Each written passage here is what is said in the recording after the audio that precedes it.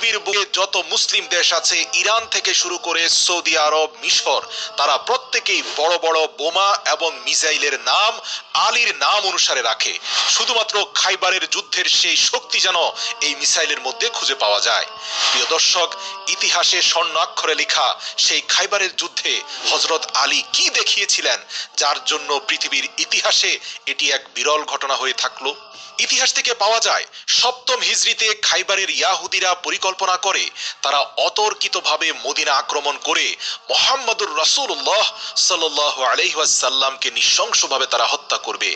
খাইবার Medina থেকে মাত্র ৮০ mile দূরে ছিল, আর খাইবারের বাজারের উপরে ইয়াহুদিদের কর্তৃত্ব ছিল। এটি ছিল তৎকালীন সময়ে সবচেয়ে বড় ব্যবসায়িক প্রাণকেন্দ্র।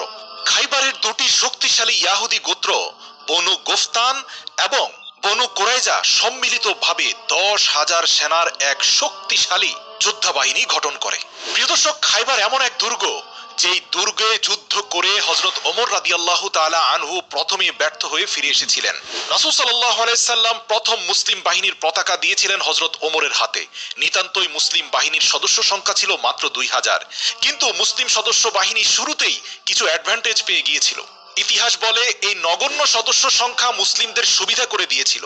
স্বল্প সংখ্যক হওয়ার কারণে মুসলিমগণ নীরবে এবং দ্রুত বেগে খাইবারের দিকে মাত্র ৩ দিনের মধ্যে অগ্রসর হয়ে আকস্মিকভাবে নগরীতে প্রবেশ করতে পেরেছিল, যার কারণে ১০,০০০ সেনার বিশাল বাহিনী থাকা সত্ত্বেও মুসলিমদেরকে নিজেদের ভিতর থেকে চিহ্নিত করে সুবিধা করতে পারছিল না ইয়াহুদি গোত্র।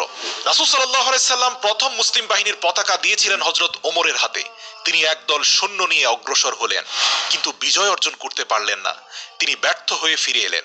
এরপর হযরত আবু বকর রাদিয়াল্লাহু তাআলা আনহু এর নেতৃত্বে মুজাহিদদের পাঠালেন। তুমুল যুদ্ধ হলো, কিন্তু তিনিও ব্যর্থ হয়ে ফিরে এলেন।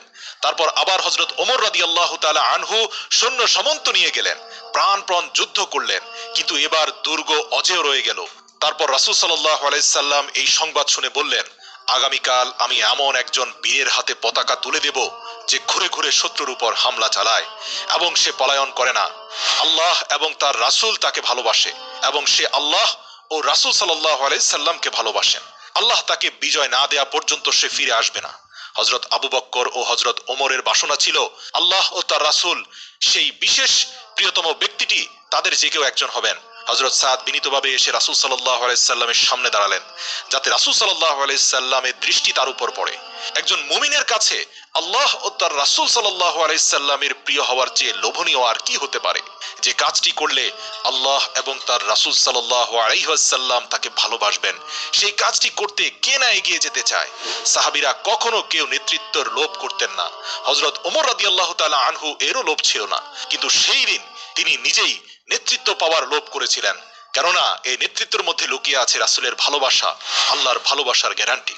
এটি ছিল সেই দিন যেদিন রাসূল সাল্লাল্লাহু আলাইহি সাল্লাম নিজের পবিত্র মুখে ঘোষণা করেছিলেন, যে ব্যক্তি পতাকা হাতে নিবে সে হবে আল্লাহ ও তার রাসূল সাল্লাল্লাহু আলাইহি সাল্লামের প্রিয় ব্যক্তি। বিজয় অর্জিত না হওয়া পর্যন্ত সে ফিরে আসবে না। এটি চারটিখানি খুশির কথা নয়, এ তো পরম চাওয়া আর শ্রেষ্ঠ আনন্দের পরিপূর্ণ সফলতার ঘোষণা। সবাই দারুণ আগ্রহ আর উত্তেজনায় রাত কাটালেন। সবার মন আনচান করছে সকালে রাসূল সাল্লাল্লাহু আলাইহি সাল্লাম কার হাতে পতাকা দিবেন। রাসূল সাল্লাল্লাহু আলাইহি সাল্লাম না ডাকলেন আবু বকরকে, না ডাকলেন ওমর রাদিয়াল্লাহু তাআলা আনহুকে, হযরত সাদ রাদিয়াল্লাহু তাআলা আনহুকেও ডাকলেন না। তিনি ডাকলেন শেরে খোদা হযরত আলী রাদিয়াল্লাহু তাআলা আনহুকে। হযরত আলী রাদিয়াল্লাহু তাআলা আনহু তখন চক্ষু রোগে মারাত্মকভাবে আক্রান্ত, চোখে ভালো করে দেখতে পাচ্ছিলেন না। তারপর প্রিয় নবী সাল্লাল্লাহু আলাইহি সাল্লাম তার চোখে এবং মুখে নিজের পবিত্র থুতু মোবারক দিলেন। তারপরে সঙ্গে সঙ্গে তার চোখ রোগ মুক্ত হয়ে গেল। এরপর সারা জীবনে আর কখনো তার চোখে রোগ বা ব্যথা বেদনা হয়নি। এরপর তিনি হযরত আলী রাদিয়াল্লাহু তাআলা আনহু এর হাতে পতাকা তুলে দিলেন, নিজের লৌহবর্ম তাকে পরিয়ে দিলেন এবং জুলফিকার তরবারি হাতে ধরিয়ে দিয়ে দোয়া করলেন, হে আল্লাহ, গরম এবং ঠান্ডা তোমার নিয়ন্ত্রণে, আজ উভয়টি যেন আলীর অনুকূলে থাকে। হযরত আলী রাদিয়াল্লাহু তাআলা আনহু বললেন, প্রচন্ড ঠান্ডার সময় সেই যুদ্ধ হচ্ছিল। আল্লাহর রাসূল যখন এই দোয়া পড়ে আমার গায়ে ফু দিলেন, সেদিন থেকে আমার উপর উত্তাপ এবং শীতের কোনো প্রভাব পড়েনি। আমি গ্রীষ্মকালেও গরম কাপড় পরেছি, শীতকালেও পাতলা কাপড় পরে বাইরে ঘোরাফেরা করেছি। সুবহানাল্লাহ। এরপর হযরত আলী রাদিয়াল্লাহু তাআলা আনহু দ্রুত খাইবার দুর্গের দিকে অগ্রসর হলেন। মুজাহিদ বাহিনী শেষাংশে পৌঁছার আগেই তিনি সেখানে গিয়ে পৌঁছলেন। তিনি দুর্গে পৌঁছার সাথে সাথে ইয়াহুদিরা তাকে আক্রমণ করে। পূর্বের চেয়ে অধিক শক্তি নিয়ে তারা ভীষণভাবে মুসলিম বাহিনীর উপর ঝাঁপিয়ে পড়ে। একসময় হযরত আলী রাদিয়াল্লাহু তাআলা আনহু এর হাতের ঢাল মাটিতে পড়ে যায়। তিনি মাটি থেকে ঢাল আর হাতে তুলে নিলেন না, দুর্গের কপাট ধরে এক হ্যাচকা টান মেরে কপাট খুলে ফেললেন এবং সেই কপাট হাতে ধরে ঢাল হিসাবে ব্যবহার করে যুদ্ধ চালিয়ে যেতে লাগলেন। এরপর এক পর্যায়ে সেই ভারী লৌহ কপাট পিঠের উপর রেখে মুসলিম বাহিনীকে দুর্গের ভেতরে প্রবেশ করার সিঁড়িপথ তৈরি করে দিলেন। ইতিহাস বলে আলীর পিঠে যে লৌহ কপাট ছিল তার ওজন বর্তমান সময়ে কম বেশি 40 মনেরও অধিক, এবং তিনি পিঠের মধ্যে সেই দরজার কপাট রেখে দুর্গের ভেতরে যে মুসলিম সৈন্যবাহিনীদের ঢুকতে দিলেন, একই সাথে সেই কপাটের উপরে 40 জনের অধিক সেনাবাহিনী আরোহণ করে দুর্গে প্রবেশ করেছিল। এই 40 জন সেনার পুরোটার ভার একাই আলী রাদিয়াল্লাহু তাআলা আনহু বহন করলেন। মুসলিম বাহিনীর সেই সিঁড়ি পথে দ্রুত দুর্গের ভেতরে প্রবেশের পথে বাধা হয়ে দাঁড়ালো তৎকালীন সময়ের সবচেয়ে বড় বীর। ইয়াহুদিরা যাকে বলতো পাহাড়, তার নাম ছিল মারহাবা। তাকে যুদ্ধে হারানো অসম্ভব ছিল। খাইবারের যুদ্ধে ইয়াহুদিদের সবচেয়ে শক্তিশালী দুর্গের মুখে বড় বাধা ছিল এই মারহাবা। তার কাছে সাহাবীরা বারবার বাধাপ্রাপ্ত হচ্ছিলেন। এবার হযরত আলী যখন বীর দর্পের সামনে এসে দাঁড়ালেন, তাকে প্রতিহত করার জন্য ইয়াহুদিদের অন্যতম দলপ্রধান এবং অভিজ্ঞ যোদ্ধা তৎকালীন সময়ের শ্রেষ্ঠ বীর মারহাবা তার সাথে দেখা করলো। মারহাব বলে উঠল, খাইবার খুব ভালো করে জানে হে আলী, আমি মারহাব, যার অস্ত্র ক্ষুরধার ও যুদ্ধের জন্য পরীক্ষিত। কখনো আমি বর্ষা দ্বারা বিদ্ধ করি, কখনো আবার তরবারি দ্বারা আঘাত করি। যখন আমার অগ্নিসম ক্রোধ সিংহের মতো খেপে ওঠে, তখন আমি কাউকে রেহাই দিই না। হে আলী, তোমার মতো এক পরিশুদ্ধ যুবককে হত্যা করে আমি হাত রঞ্জিত করতে চাই না। তখন আলী রাদিয়াল্লাহু তাআলা আনহু বললেন, আমি সেই ব্যক্তি যাকে আমার মা আদর করে ডাকতো হায়দার, যার অর্থ সিংহ, যার উপমা বন্য সিংহের মতো ভয়ঙ্কর। আমি দুশমনদের অবলীলায় হত্যা করি।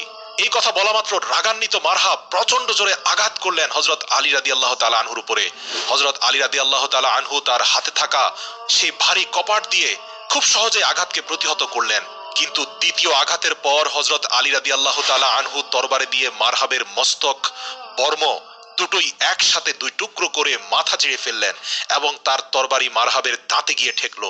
ইয়াহুদি পালোয়ান তৎকালীন সময়ের সর্বশ্রেষ্ঠ বীর মারহাব আলী রাদিয়াল্লাহু তাআলা আনহুর জুলফিকার তলোয়ারের আঘাতে মাটিতে লুটিয়ে পড়ল। আর সাথে সাথে ইয়াহুদিদের শক্তিশালী দুর্গের মনোবল ভেঙে পড়ে গেল।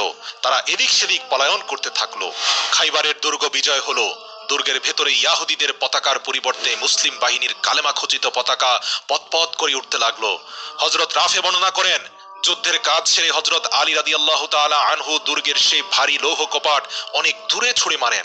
আমরা 7 জন ব্যক্তি অনেক চেষ্টা করেও সেই লৌহ কপাটটি একটু নাড়াতে পারিনি। এই ঘটনা আমাদের জাতীয় কবি নজরুল ইসলামের ভাষায় মূর্ত হয়েছে। কবি নজরুল বলেন, খায়বার জয়ী আলী হায়দার, জাগো জাগো জাগো আবার, দাও দুশ্মন দুর্গ বিদারি, দুধারী জুলফিকার। এসো হে শেরে খোদা, ফিরিয়ে আরব তোমায় ডাকে, মুসলিম ইয়া আলী রবে, হায়দারি হাঁকে তন্দ্র মগনে করো করো হুঁশিয়ার, আল বোজের চূড়া গুড়া করা গর্জ আবার হানো, বেহেশতি সাকি মৃত এ জাতিরে আবে কাউসার দানো, আজ বিশ্বজয়ী জাতি হে বেহুশ, দাও তারে নব কুয়াত ও জোশ, এসো নিরাশার মরুধুলি উড়ায়ে ধুলধুল আসওয়ার। সুবহানাল্লাহ।